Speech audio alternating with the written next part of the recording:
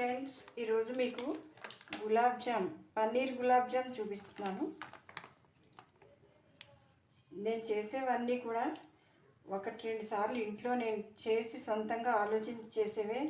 నాకు ఇమిటేషన్ కానీ వీడియోస్ చూసి చేసే అలవాటు కానీ లేదు. ఇంకా పెద్దవాళ్ళు చెప్తే వింటాను. దీనికి 175 గ్రాముల గులాబ్ జామ్ పౌడర్ తీసుకున్నాను.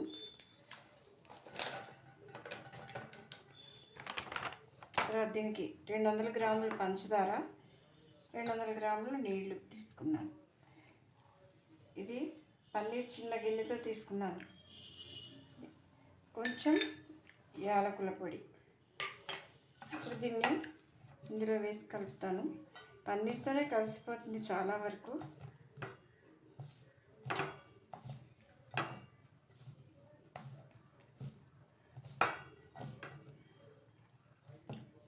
చాలా కొంచెం కొంచెం పోసుకోవాలి, తొందరగా ఎక్కువైపోతుంది. మళ్ళీ ఎక్కువయ్యాక మైదా పిండి అవి కలిపితే బాగుండదు. మరీ ఎక్కువ పన్నీర్ వేసినా నూనె ఎక్కువ పీల్చేస్తుంది. అందుకని చాలా ఇంత ప్యాకెట్కి కొంచెం ఆ చిన్న కప్పు వేస్తే చాలు. చూసారు కదా ఎంతలా బాగా అయిందో, మెల్ట్ అయిపోతుంది ఇలాగా.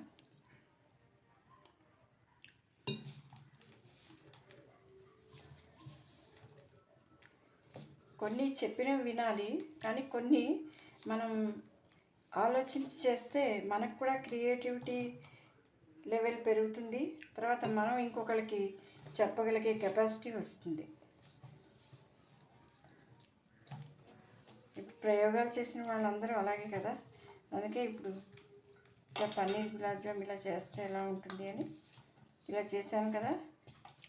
దీన్ని 5 నిమిషాలు ఉంచి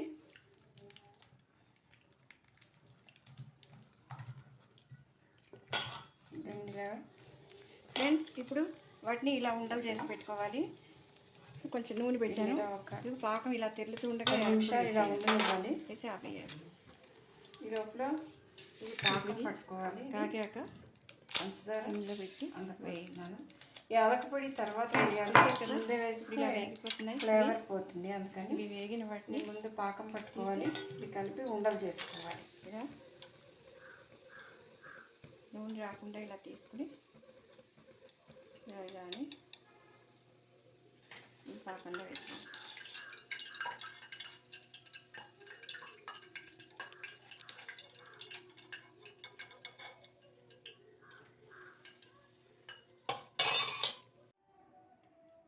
ఫ్రెండ్స్, చూశారు కదా, ఇది ఇలా వేగాక ఇలా ఎప్పటికప్పుడు నానిని ఇలా తీసి పెట్టేసుకుంటే అడుగు పేస్ట్ అయిపోకుండా ఉంటాయి. ఇలా నానిని తీసి పెట్టేసుకోవాలి.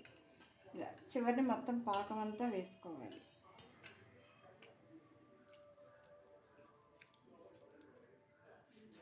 ఇది gulab jam. Have a nice day.